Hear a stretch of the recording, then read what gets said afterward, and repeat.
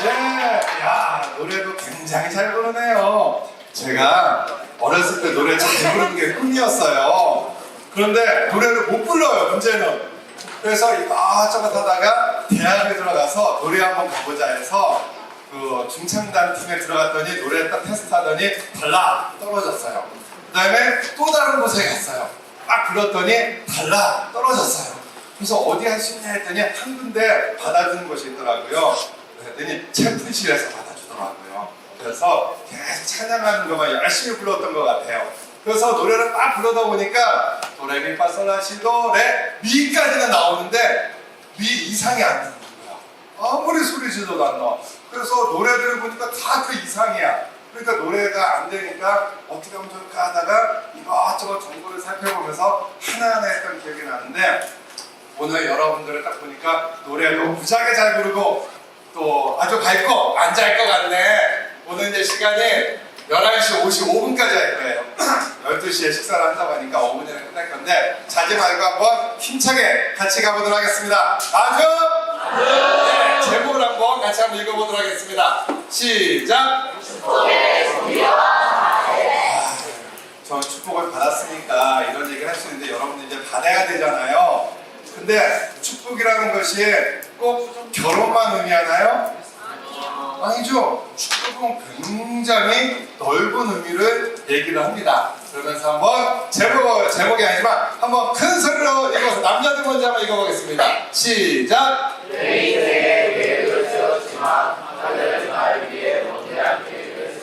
한번 여학생들 한번 읽어볼까요? 시작! 내 인생에 계획을 세웠지만 하늘은 잘 위해 원대한 계획을 세웠다. 있습니까? 맞아요. 진짜로 어려울 텐데 나는 조금 여러분 나이대를 생각해서 나는 조금은 특별한 어떤 재능이 있는 것 같다고 손들어 보세요.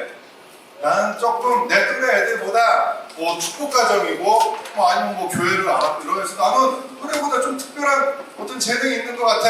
와, 이 정도 돼야 축복 자녀 아니야? 뭐 나름대로 자존심. 네. 5명 미만이에요. 손 내려보세요. 나는 그냥 학교에 있는 수없이 많은 우리 친구들하고 비스스해. 손 들어보세요. 비스스해. 그럼 마지막 세 번째 질문은 뭔지 알겠죠? 내가 축복가정의 2세고 하나님의 자녀고 3세인데 이 정도 수준이라면 너무 부끄러울 것 같아. 너무 못하니까. 나는 내 학교에 있는 같은 나이보다도 한참 밑이야. 손은 들지 마시고 안 들었던 사람들은 꽤 많은 것 같네요. 아까 잘하는 사람은 한 5명.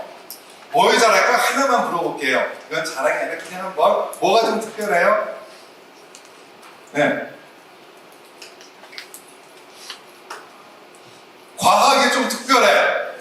이번에는요, 과학을 잘하는 사람도 있고 과학만 되면 죽을 것 같은 사람도 있을 거예요, 아마. 여러분 나이에서 아마 무언가의 재능이나 이런 특별함을 살펴보면 가장 많은 시간을 보내는 곳에서 그 영향을 받겠죠? 여러분들이 가장 많은 시간을 보내는 것은 어딘가요? 학교죠. 학교에서 가장 많은 시간을 뭘 가지고 평가를 받나요? 어떤 재능이나 시험이나 공부를 가지고 하겠죠? 공부 잘하는 사람의 특징 뭐가 있을까요? 무언가 그 사람은 하늘의 놀라운 축복을 받았기 때문에 전날 하나님께서 야, 내일 시험에 첫 번째 모르면 3.114를 찍어. 맞아. 이런 계시를 받은 그 사람은 시험 문제 그냥 막 하고 공부 안 해도 그냥 시험만 보면 다 알고 막 그냥 뭐 할까? 전날에 공부 안 했는데 책을 펼쳤는데 그게 시험 나오고 이런 사람이 재능 있는 건가요? 시험 공부는 명확해요. 모든 사람이 동일하게 자, 이제 시험을 여기서부터 여기까지 봐요. 여러분들이 잘 모를 것 같으니까 학교에서 공부를 가르쳐줍니다. 그래서 수학 시간, 무슨 시간 다 가르쳐주고 혹시 모르니까 예상 시험도 좀 주고 또 숙제도 내주고 또 밤에 좀 가서 공부 좀 하라고 하고 그냥 가르쳐준 거를 갖다 반복해서 훈련하고 연습하고 지내서 시험을 딱 봤더니 잘 봐. 너 이렇게 시험 잘 봤어? 예. 저는 수업 시간에 집중을 했고 또 선생님이 이거 하라고 해서 했고 또 뭐 전에 가서 공부 좀 했어요. 잘했어요. 이게 당연한 거지. 저는 2세이기 때문에 공부 안 했는데 그냥 시험 보는데 다 알겠대요. 뭐 이런 건 아니에요. 축복이라는 것도 여러분들이 특별한 하나님의 자녀니까 내가 개판으로 살아도 하나님이 특별한 너희들이니까 아유 그 정도는 용서, 아 저것도 용서, 너는 소중한 하나님의 자녀니까 무조건 패스인가요? 그냥 복을 막 주시나요? 분명히 그러지는 않을 거예요. 그러면은 굳이 축복가정의 2세, 3세 통일교인이라고 왜 할까요? 그거 안 해도 되는데 그냥 열심히 살면 되는 건데 굳이 통일교인이 돼서 뭐를 해야 될 이유가 있어요, 여러분들? 그냥 착하고 선하고 열심히 공부하고 돈 많이 벌면 되는 거 아닌가요? 이런 고민들을 많은 사람들이 할까요, 안 할까요? 해요. 여러분들도 사실은 이제 하고 있는 단계로 봅니다. 근데 저는 이 얘기를 하고 싶어요. 하늘은 날 위해서 원대한 계획을 세웠다는 거예요. 여러분들은 여러분들의 어떤 재능을 위해서 열심히 살았어요. 다 공부를 열심히 하는 사람도 있고요, 운동을 좋아하는 사람 운동을 열심히 했을 거예요. 아마 자기가 노래를 좋아하는 사람 노래를 열심히 하고 무언가 그것을 통해서 얻고 싶은 어떤 행복이 있었을 거예요. 그래서 열심히 살았는데 하늘은 그 정도 수준이 아니에요. 여러분들을 위한 원대한 계획이 있었는데 그것을 아는 순간 또 다른 인생을 펼쳐갑니다. 자, 여러분들 세상에 규칙이 있어요. 행복은 어떻게? 많이. 불행은? 행복은 어떻게 했을 때 이루어질까요? 멀리 가면 첫 페이지를 딱 보면 모든 인간은 행복을 추구한다고 나와 있어요. 그 행복은 어쩔 때? 욕망이 이루어지면 행복하대요. 여러분들에도 욕망이 있을 거예요. 그 욕망이 이루어지면 얼마나 행복해요. 기쁘잖아요. 그런데 왜 사람들은 행복을 많이 하지 않고 행복이 조금밖에 없고 불행이 많을까요? 여러분들 행복이 지금 많나요? 아니면 좀 불행한 게 많나요? 내 인생에 즐거웠던 것을 막 살펴보는 게 많나요? 아니면 내 인생에 좀 슬펐던 것들이 많나요? 어려운 게 많았을 거예요, 아마. 그렇게 기쁜 것들은 딱히 별로 없어요. 그러면 앞에 있는 어떻게 보면 오빠라고 하기에는 너무 미안하지만 아저씨는 어떻게 살았을까? 제 나이가 지금 51살입니다. 굳이 많죠? 여러분들 부모님보다 많을 수도 있어요. 어렸을 때보다 키 컸을까요? 갑자기 나이 들어서 키 컸을까요? 어렸을 때보다 키 컸어요, 제가 조금. 근데 키가 커가지고 행복했을까요? 불행했을까요? 그렇게 느껴지죠? 저도 행복할 줄 알았어요. 어렸을 때 가장 많은 시간들을 보내는 곳은 학교라고 했어요. 학교에서 인정을 받는 방법은 공부예요. 저는 초등학교, 중학교, 고등학교 12년 동안 결석이라고 해본 적이 없어요. 수업 시간에 자본 적이 없어요. 저녁에 끝나면은 도서관 가서 공부해요. 일요일날 예배 봐요. 주말에는 뭐 청평에 수련 왔어요. 그런데 시험만 봤다 하면 바닥을 쳐요. 이상해. 그냥 공부는 무지하게 했는데 안 나와요. 이 점수가. 어느 정도까지 안 나왔냐면은 중학교 때 저희 담임 선생님이, 제 이름이 황인춘인데 인춘이는 너무 공부에 재능이 없습니다. 이 상태로는 고등학교를 가도 적응을 못했다니 빨리 기술을 익히도록 가르치세요. 부모님한테. 누구한테? 축복가정 부모님한테. 축복가정 2세인데 지금 대학교 얘기하는 거 아니에요. 고등학교를 가도 적응을 못한다는 거예요. 한 번도 자본 적이 없고 열심히 살아야 되죠.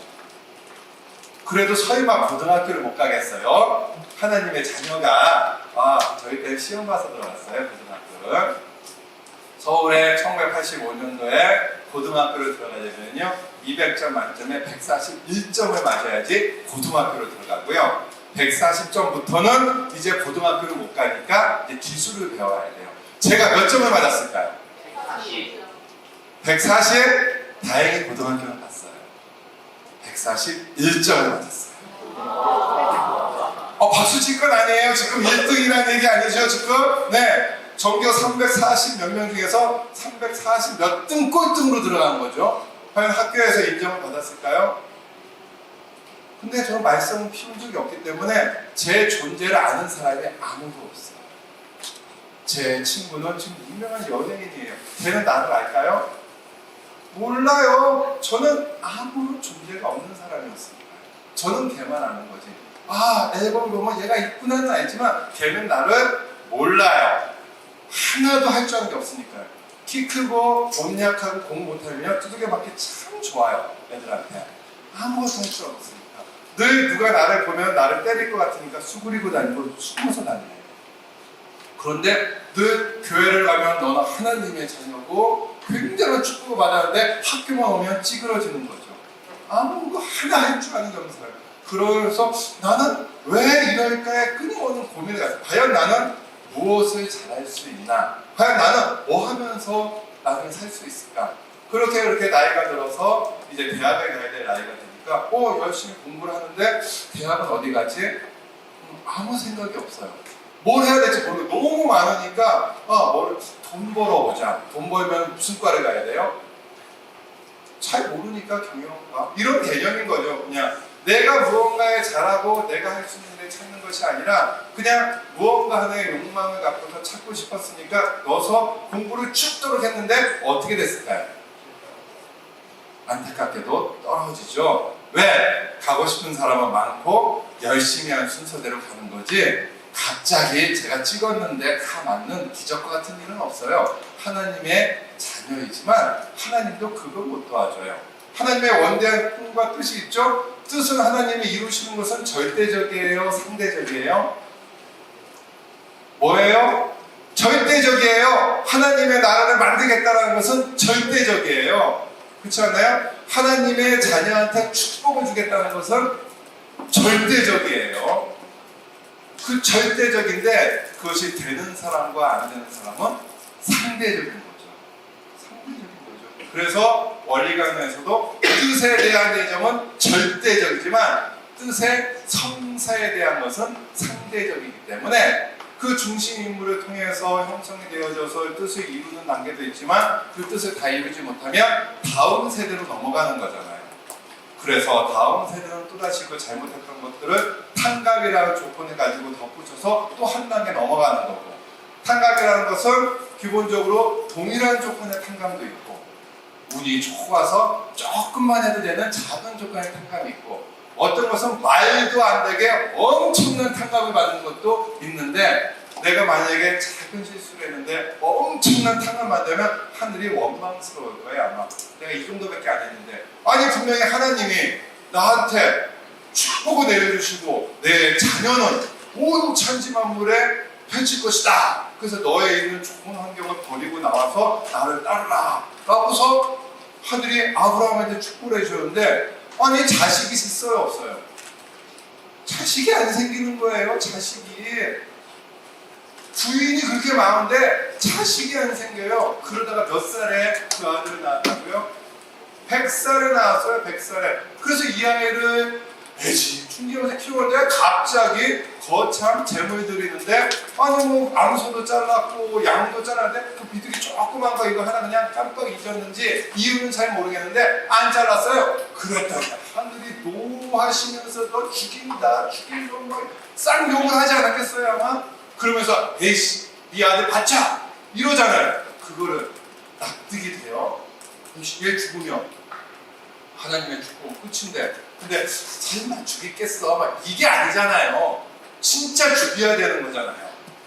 그런 상황에 끊임없이 들어가는데 나한테 왜 이러시냐고 도대체 하나님이 그런 생각이 안 되겠어요?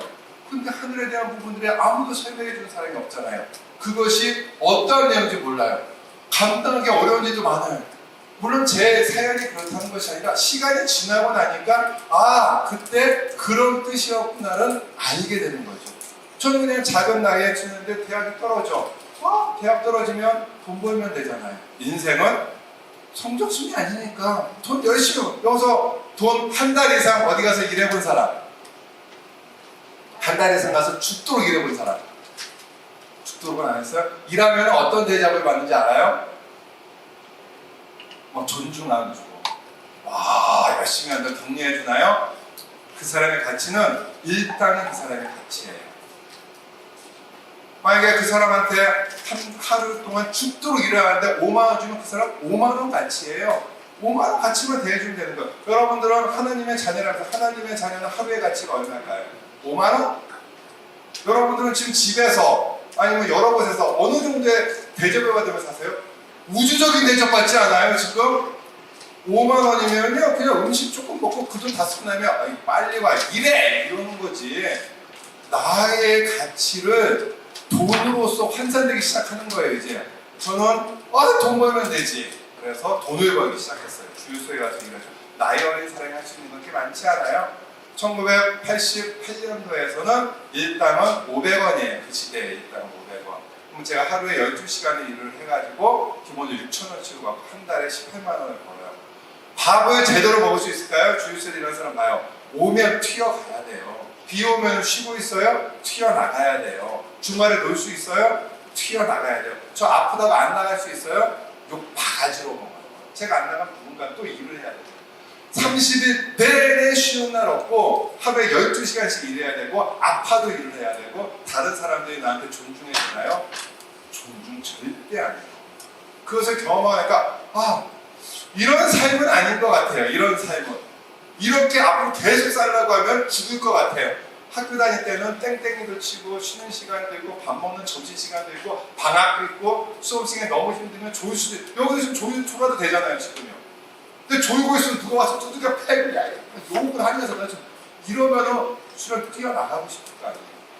그런데 모든 자유권에 있었던 삶에서 내가 누군가에서 돈을 받고 일하는 순간 사람 이하의 대접을 받는 모습으로 들어가니까 좀 이거는 아닌 것 같아요. 왜? 지금까지 나는 하나님의 자녀로서 굉장히 귀한 가치를 가지고 있다고 늘상 들어왔는데 막상 나가보니까 아무도 그런 대접을 안 해주니까 이건 아닌 것 같으니 다시 한번 정신을 차려보자. 내가 뭐 해야 되지? 일단 공부를 다시 해보자.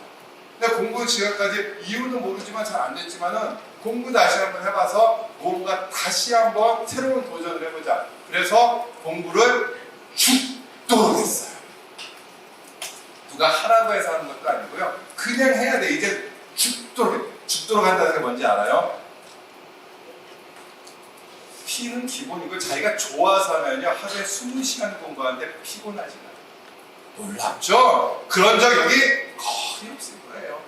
하루에 20시간씩 1년 내내 공부하라고 하면 여러분들 도망치겠죠. 자기가 좋아하는 거 정말 다른 거예요. 여러분들 좋아하는 거 해봐요. 이틀이면 컴퓨터 할 수 있잖아요. 자리에 딱 붙이고 앉아서 쉬지 않고 할 수 있어요. 이 재밌는 거 먹고 화장실 갔다 오면서도 늘 내 신경은 여기에 있잖아요. 화장실 가서도 화장실도 짧게 끊어야죠. 내가 쉬는 곳에 가고 화장실 가서 10분 앉아있잖아요 그냥. 그거 조금만 아프다고 얘기하면 양호실 가 있고 뭔가의 핑계거리를 찾는데 내가 좋아하는 거는요 아파도 양호실 안 가고요 화장실 가도 하고 세수도 5초 만에 하고요 밥 먹는 시간에 뭐 이렇게 필요해요? 5분 만에 먹고 들어오고 아니면 여기서 밥 먹는 사람 되는 거죠 솔직하게. 그 좋아하는 거나 아니면 내가 필요하다는 것을 강하게 느꼈을 때 그래서 1년을 그렇게 공부했어요. 죽도록. 정말 책을 달달달달 외울 정도에 딱 들어가면 뭐 저쪽 역사책에 37페이지에 5째 줄에 뭐가 있을 정도까지 그렇게 달달달달. 그래서 시험을 딱 하고 왔어요. 어떻게 될까 이 정도면. 거의 맞죠? 그런데 또 떨어져요. 또 떨어져요. 그래서 이제 정말 인생에 대한 깊은 고민을 하면서 이제 나는 정말 뭐 할까를 딱 깊이 돌아다니다가 이제 마지막에 이제 조언을 받았죠. 야, 대학교 너 가야겠다. 선문대학교 가자. 선문대학교는 죽어도 안 가야겠어요. 시골에 있잖아요.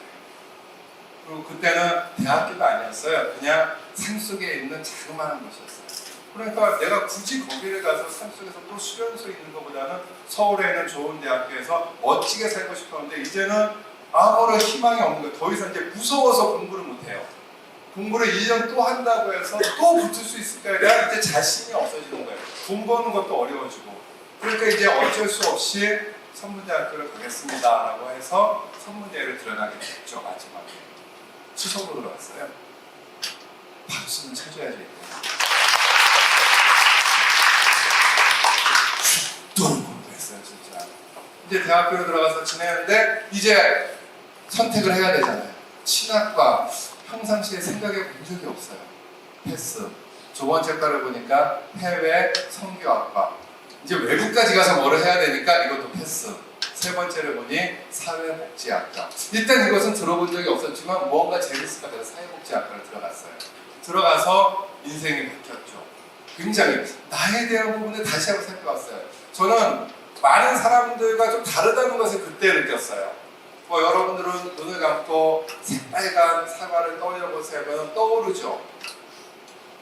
안 떠오르는 사람 있나요? 혹시 눈을 감고 새빨간 사과를 떠올려보세요 하면 안 떠오르는 사람? 한 명. 어떻게 떠올라요? 그럼 머리. 네? 텍스트. 아판타시아라는 특별한 질환이 있어요. 전 세계 인구 중에 약 2%가 그러는데요. 이 아판타시아라는 질환을 가지고 있으면요, 판타지아는 화려한 세상이잖아요. 상상의 세계, 행복과 정말 기쁨이 넘치는 판타지아 세계인데 아자가 들어갔으니까 판타지아가 없는 거예요. 모든 것들이 글씨로 보이는 세계. 비슷하게 하지만 나중에 이거 과가 몇 학년이에요? 고등학교 3학년? 혹시 맞을지는 모르겠지만 한번 가봅시다. 이 질환이 있는 사람들은 모든 게 텍스트로 보이고 이미지 저장이 안 되기 때문에 굉장히 학습 능력이 떨어져요. 어느 정도 떨어지냐면요, 평균적으로 다른 사람과 똑같이 하면 당연히 떨어지고요, 5배 이상의 노력을 하면 비슷해지고 10배 이상의 노력을 하면 조금 앞서요. 이게 이 질환을 갖고 있는 사람들의 특징이에요. 저는 다른 사람보다 2~3배를 열심히 했지만은 이유를 잘 몰랐기 때문에 결국은 바닥을 쳤던 거였는데, 나중에 이 심리적인 부분들, 상담적인 부분들, 끊임없는 테스트를 통하면서 이게 내 특징이었구나 알면서부터 내 자신을 다시 바라보기 시작해요. 저는 아판타시아라는 특징이 있어요. 그러다 보니까 늘 걱정과 고민이 많아요. 왜 이런 일이 나한테 벌어져? 이유는 찾을 수 있죠. 왜냐하면 이거에 대한 몇 가지 요인들이 있어요. 그런 부분들을 시간이 되어지면 얘기하겠지만, 그거보다도 그런 요인들이 있어서 알았지만 문제는 살아가야 되고 앞으로의 세상을 살아가야 되는데 이 특징을 가지고 있는데 어떻게 살아야 됩니까? 라고 했더니 교수님이 굉장히 저를 보면서 네가 갖고 있는 장점은 넌 잘 모르고 있다. 궁금하잖아요. 늘 나는 부족하다고 생각하고 나는 과연 무엇을 잘할 수 있을까에 대한 생각을 많이 했는데, 최고의 박사라는 교수님이 너는 최고의 능력이 있어라고 얘기하는데 궁금해서 뭐예요? 그랬더니 너는 듣는 순간 다 잊어버리는 특별한 능력이 있어. 넌 그건 다른 사람이 따라올 수 없는 능력이야. 넌 그 능력이 넌 최고야. 칭찬이에요? 욕이에요? 진짜 칭찬이라고 느껴요? 야, 너 좀 키 작은 특별한 재능이 있네. 야, 너 좀 이렇게 못생긴 특별한 능력이 있냐? 야, 머리가 진짜 특별한 재능이 있네. 야, 너 가난한 것은 정말 대단한 재능이야. 너 몸이 아프네. 야, 몸 아픈 다리를 전에. 야, 너 대단한 다리를 전는다. 그게 칭찬. 늘 자신에 대한 부분들은 뭔가 다른 사람보다 낫다고 생각하면 칭찬이라고 생각하지만 다른 사람보다 부족한 게 칭찬이라고 느끼지 못하죠. 근데 엄연한 자신의 모습이잖아요. 그게 부끄럽기도 하고 그게 싫기도 하는데, 뭔가 박사라는 사람이 얘기하니까 에이 하지만 애매했지만 그냥 나를 그때는 위로해주는 말이다 생각하고 지냈죠. 그런데 잘 잊어버리는 능력이 최강의 스펙을 발휘할 줄 누가 알았습니까? 차 잊어버리면 좋은 사람이 어디가 있을까요? 상담사 대박 아닌가요? 상담을 했어 7년 전에. 근데 7년 만에 이야 이름이 뭐죠? 효정. 야 효정아 너 7년 전에 그거 있었는데 지금 잘하냐? 이러면 나 만날까요? 나타나는 순간 피하겠죠. 야 너 12년 전에 너 그때 만났어. 너 그때 뭐 다뺏겼다고 했다면서 너 지금은 끊었냐? 자신에 대한 그 아픔과 고통을 다 누군가 기억하고 있다면 기쁘겠습니까 여러분들? 야 니네 2020년도 여기 와서 수련회도 너 이거 강의하는데 뒤에서 너 땡땡이 쳤잖아. 너 지금은 정신 차리냐? 누가 그러면 기분 좋겠어요? 자신의 그 아픔을 어쩔 수 없이 누군가와 얘기를 하면서 치료를 받아야 하는데 그 얘기를 하는 사람이 다 기억하고 있다면 아마 싫을 거예요.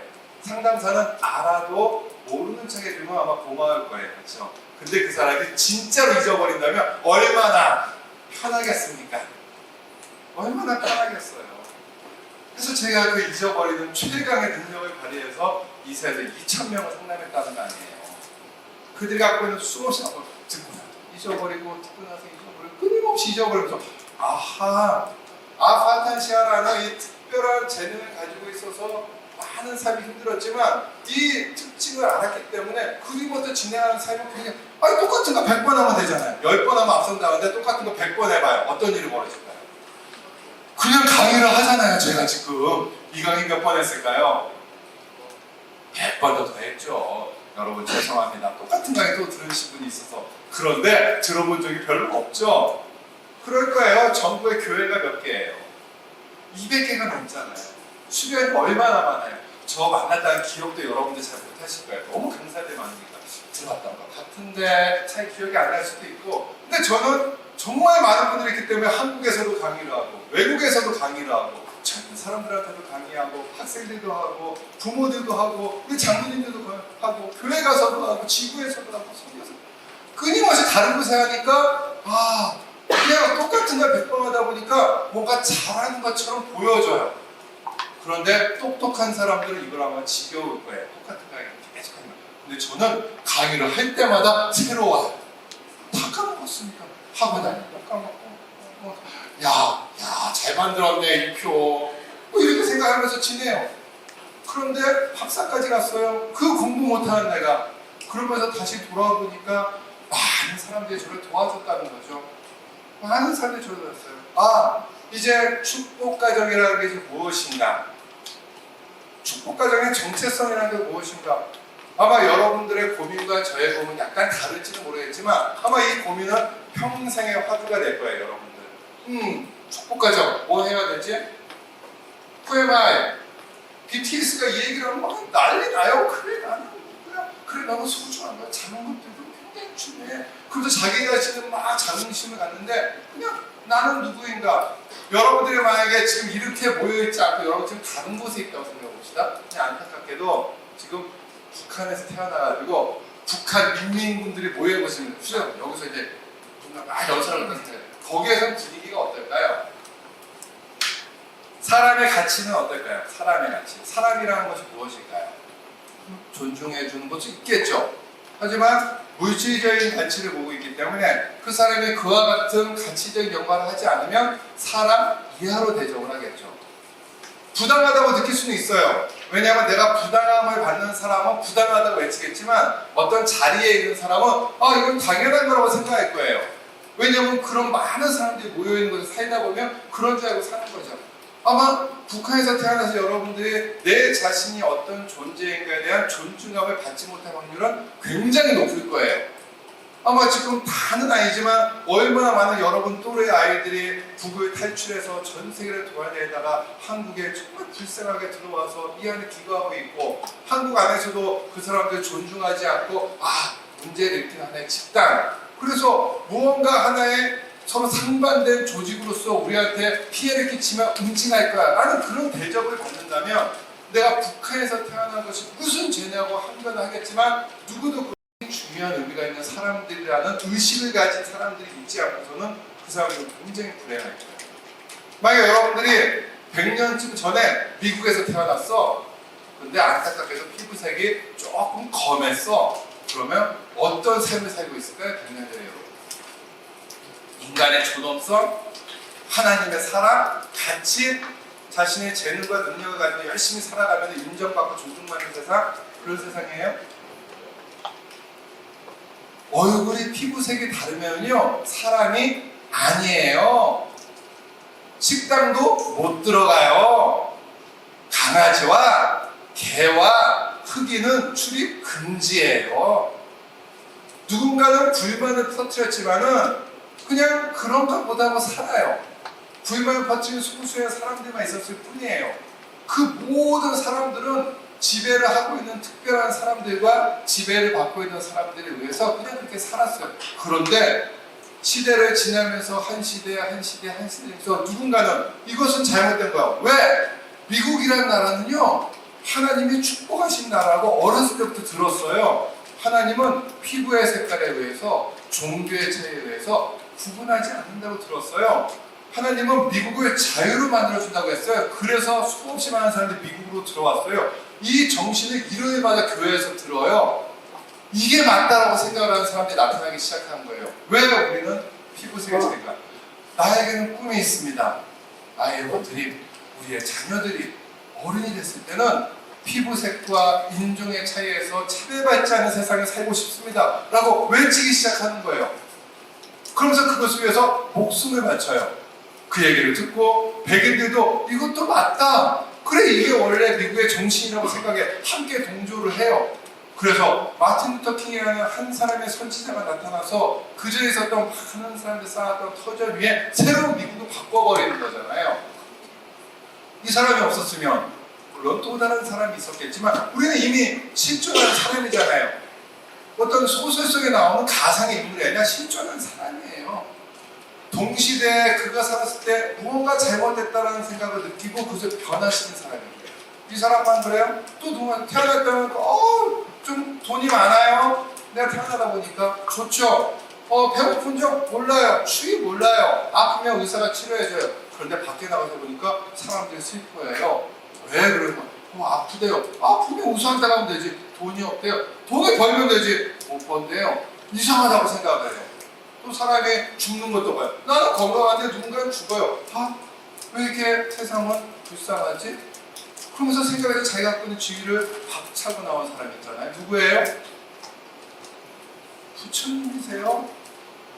사람들이 맡고 있는 많은 고통이라는 것을 바라보시고 이 고통을 어떻게 해서든지 없애주고 싶다. 그래서 그것을 당신이 직접 들어서 삶을 경험해서 고통이라는 것은 집착을 하고 있기 때문이구나. 우리 모두가 돈에 대한 집착, 무엇에 대한 집착, 끊임없는 집착 때문에 더 많은 상상으로서 우리를 고통스럽게 하는구나. 그럼 이 집착을 없애야겠구나. 집착을 없애야겠구나. 고통의 원인은 집착이고 이 집착을 없애야겠구나. 어떻게 하면 없애야 되지? 사람이 자세가 올바라야겠구나. 사람이 똑바로 걸어 다녀야겠구나.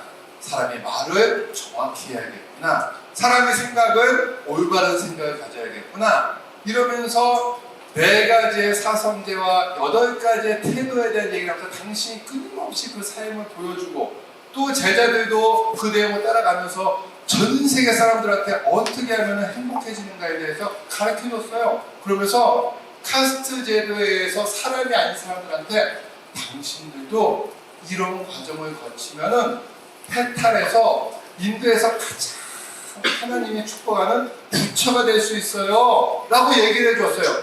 그냥 그전에는 물질의 가치로서 돈으로서 팔려다녔던 사람이 아니야, 물질이 아니야, 저 사람도 부처가 될 수 있는 사람이야 라고서 돈 있는 사람들한테 깨우침을 주고 본인들도 이런 삶을 살 수 있구나, 살기만 하면 되는구나 느껴서 나의 가치를 바꿔준 거예요. 근데 원래 그 사람들은 가치가 없는 사람이었어요. 가치는 있었지만 가치를 잊어버린 거죠. 왜?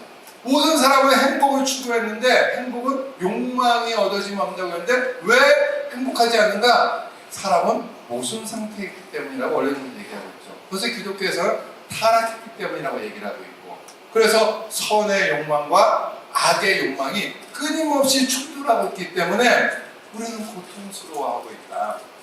내 마음은 선의 욕망을 따라서 하나님 쪽으로 가고 싶은데 내 몸은 사탄의 욕망을 쫓아가는구나. 나는 참으로 고민이 많은 공부한 자로다 라고 얘기를 하는 거잖아요. 성경상에. 그래서 그 길을 어떻게 가야 되는가를 끊임없이 많은 사람이 가르쳐줬어요. 우리의 현실에 대한 부분들에 있었을 때 그냥 그 상황을 받아들이지 않고 새로운 세상을 가게 만들어요. 예수님은 안 그랬어요? 예수님이 태어나는 순간 얼마나 유대 민족들은 그 한 명을 고대했습니까? 새로 오시는 메시아를 왜 고대했어요? 로마한테 핍박을 당하고 있었잖아요. 분명히 본인들은 구약 성경의 내용을 다 훑어보니까 참대해지고 축복을 받아 줬는데 지금은 채찍을 받고 있는 존재예요. 마음대로 할 수 있는 게 하나도 없어요. 왜 우리를 구원하지 않으십니까, 하나님? 왜 하나님은 저희한테 이렇게 화가 나셨습니까, 하나님? 저희가 어떻게 하면 되겠습니까? 성경 살펴보니 많은 선지자들이 이제 때가 되면 하나님의 자녀 주 그리스도가 오시리라. 그 사람만 온다면 우리의 이 고통을 해결해주고 우리 모두를 원래 본연의 하나님의 자녀의 자리로 복귀시켜줘서 행복한 세상을 만들겠구나. 그러니까 얼마나 예수님 오시기를 기다렸겠어요. 근데 예수님이 가장 뛰어나신 예수님이 오셨던 시기는 가장 핍박받던 시기였지 않았습니까? 그래서 그 상황에서 하나님은 규칙과 원칙을 우리 응징하는 그런 하나님이 아니라 하나님은 우리의 고통을 아시고 그 고통을 구원해 주려가는 부모이십니다 라고 예수님은 고백을 하는 거죠. 그러니까 하나님의 그 아픈 아이기 때문에 이제 당신이 죽어야 되는 상황에 왔을 때도 내가 이거 죽어야 됩니까? 아니면 살아서 하나님의 뜻을 다시 펼쳐야 됩니까? 여러분들은 원래는 통해서 알겠지만 예수님한테 죽으면 안 돼요. 죽지 않기 위해서 무단한 노력을 해요. 많은 걸 했지만 마지막까지 몰려왔을 때 결국 앞에는 3명의 제자를 데리고 와서 내가 기도하는 거 들어라. 그 내용이 무슨 얘기일까요? 예수님 하나님 살려주세요 이 내용일까요? 예수님이 무슨 내용의 기도를 하시려고 하셨을까요? 예수님이 죽으면 돼요 안 돼요? 왜 안 돼요? 그 완성에 무언가 있었겠죠. 여러분들 죽으면 안 되는 그러면은 내가 왜 죽으면 안 되는지 이 상황을 어떻게 해서든지 살아남아야 된다든지 이것은 내 개인의 목숨이 아니라 하나님이 4000년 동안 가져왔던 이것을 풀기가 절대 절명인데 만약에 내가 이거 죽는다면은 하나님의 꿈이 사라지니 어떻게 해서 내가 살아야 돼? 이런 거 기도하는 거 아닐까요? 처절하게 그 옆에서 3명의 제자가 그걸 듣고 있으면 무슨 생각을 할까? 예수님 죽는구나 잘 가세요 이걸까요? 어떻게 하면 살릴까? 근데 방법이 없잖아요. 그러면 어떻게 하지? 무슨 결론을 내릴까요? 제자 3명이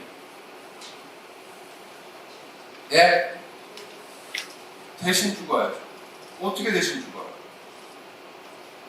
내가 예수다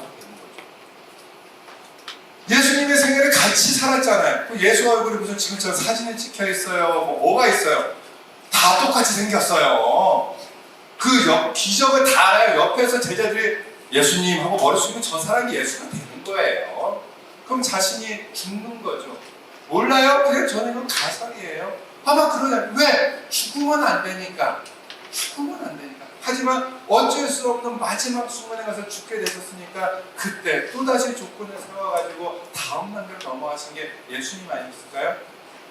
이런 내용들이 과연 우리를 어떻게 사람을 바꿔내는가에 대한 부분들의 역사에 나왔던 많은 사람들입니다. 아마 우리한테 물질을 줘서 우리의 삶을 풍족하게 하는 사람도 있을 것이고 또 우리의 여러 가지 정신세계를 높이는 사람도 있겠지만 우리가 존경하는 많은 분들은 나의 존재 가치, 내 옆에 있는 사람의 존재 가치를 새롭게 자각시킨 거잖아요. 자, 우리 옆에 있는 사람들 얼굴 한번 봅시다. 옆에 있는 사람들 얼굴 봐요. 이 사람 안에 무엇이 있을까요? 고통이 있겠죠. 고통이 있겠죠. 그 고통은 잘못해서 온 고통일까요? 물론 죄도 4가지가 있어요. 한 가지 있죠. 물론 내 스스로 자범에 의해서 지은 죄는 하늘도 용서할 수 없거든요. 왜냐면 본인이 탕감을 하지 하나님이 너 사기도 치고 사람도 죽였지만 너 이세야 하나님이 축복하노라 하면 갑자기 이 죄가 갑자기 사라지는 건 아니잖아요. 그 안에 있었던 부분들의 새 사람이 되도록 하늘은 축복의 문을 지옥으로 갈 수 있는 것을 하늘편으로 끌어들일 수 있지만 지상 생활에서 잘못했던 그런 탕감들은 자신이 탕감 조건을 세워야 되는 거예요. 그건 어쩔 수 없는 거예요. 누가 아무리 축복 가정이라도 원한이 있으면 나한테 해코지를 할 수 있는 거예요. 내가 잘못한 게 있으면은 그거는 본인이 탕감 조건을 가져야 되지만 이런 고통에 있는 순간을 하늘은 절대 그냥 두지 않고 복귀해야 하신다는 거죠. 근데 그 복귀라는 내용들은 탕감이라는 조건을 가지고 한다. 그랬을 때 우리는 다시 하늘에 받았던 창조하는 섭리로 재섭리로 하시는데 왜? 하나님과 우리와의 관계는 부자지 관계였기 때문에 부모가 내 육신의 자녀를 버리지 않듯이 하늘편도 버리지 않는다는 거죠. 그럼 왜 인간의 타락행위를 간섭하지 않았을까요? 하나님은 조금만 이런 엄청난 일이 있는데 그러면 안 돼 얘기해주면 아담과 에바가 왜 실수했겠어요? 집에 우리 조상님들이 그렇게 회원을 하시고 그 다음에 여러분들 집에 다 효정원도 있고 할 텐데 좀 담배 피는 애들 또 뭐 좀 뭐 연애하고 있고 좀 나쁜 일 하는데 조상이 꿈에 나고 야, 너 이세대 그러면 안 되라고 한마디만 해봐요. 누가 여기서 담배 피고 말썽을 피우겠어요? 꿈에 3회만 나타나 봐요. 무서워서 안 하지. 근데 나타나요? 신기하게 안 나타나잖아요. 왜 하나님이 아담과 여와의 타락 행위를 간섭하지 않았을까요? 예? 어리광대에 나와 있잖아요. 하나님의 완전한 무결성을 위하여. 그렇잖아요? 하나님만이 유일한 창조를 느끼기 위하여 우리 인간을 만물의 주관주로 세우기 위해서 성장 기간이 필요하다는 거잖아요. 그것은 말씀을 주었기 때문에 그것을 자기가 가져가는 거지 잘못한다고 해서 야야야 하지 않는다는 거예요. 여러분들은 원리를 다 들었나요? 여러분들의 앞으로 이제 타락 행위를 상황했을 때 하늘이 간섭할까요? 안 할까요? 그러니까 여기서까지는 괜찮은가 보다 하면서 손 잡아보고 키스를 해봤는데도 꿈이 안 나타나. 여기까지는 하늘이 특별한 시대권으로 허락을 하셨나? 좀 담배도 펴봤는데 괜찮은 것 같아. 하늘이 특별히 이세니까 지금 은사권도 내려줬으니까 허락하신 건가요?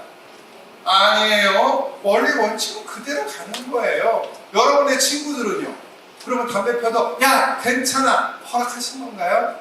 아니에요. 한 명 한 명은 다 하나님의 온전한 자녀인 것을 버리지 않지만은 그것을 끊임없이 오게 되는 부모의 심정과 사정을 아느냐 모르냐가 전환점이에요. 그럼 내 하고 있는 가치에 대한 부분들을 스스로 느끼는 거죠. 이런 가치에 대한 부분들로서 어리광론의 258페이지에 이런 말이 있어요. 같이 한번 읽어볼까요? 시작!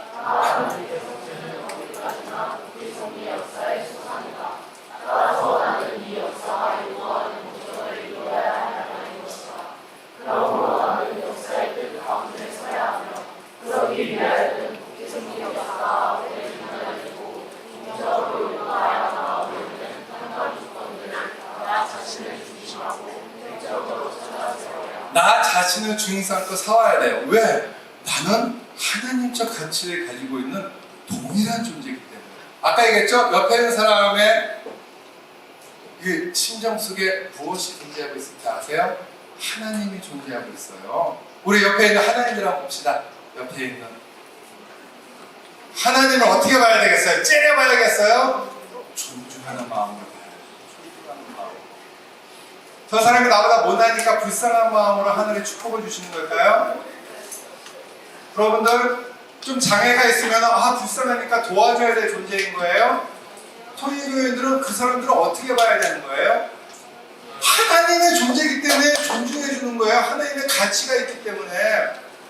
때로는 그것을 빨리 깨우쳐서 빨리 가는 사람이 있고 아직 못 느끼는 사람이 있는 것 뿐이지만 우리 모두는 통일의 의식을 갖고 있는 사람들은 내가 만나는 모든 사람들은 하나님적 가치를 가지고 있다고 보는 거예요. 나도 물론 하나님적 가치를 가지고 있기 때문에 내 몸과 마음을 온전히 가려고 노력하는 거고 내 동료들도 그 길을 가게 하기 위해서 도와주는 거고 또 앞으로 만나야 될 상대도 그런 존재이기 때문인 거예요. 여기에서 여러분들을 위해서 열심히 살아왔지만 이제 다음 단계로 한 발짝 한 발짝 가고 있는 거죠.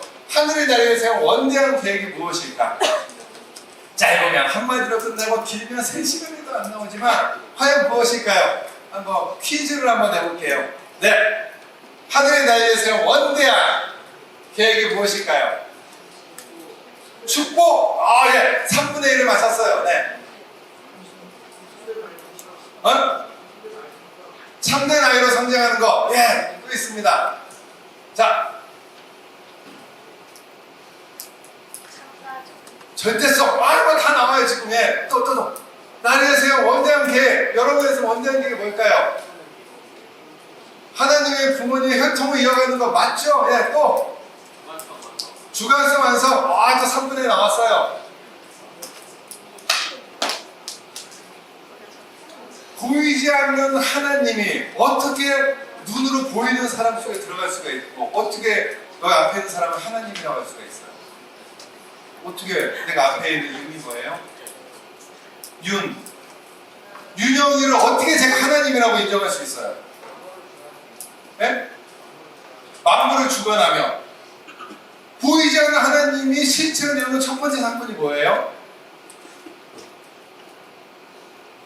아담과 혀를 창조하셨잖아요. 아담과 해와한테 무슨 축복을 내리셨어요? 얘들아야죠. 3대 축복을 내리셨잖아요. 생육하고 번성하여 만물을 주관하라는 것이 하나님 내신 원대한 계획이죠. 자, 그러니까 친구와 나눠보세요. 네.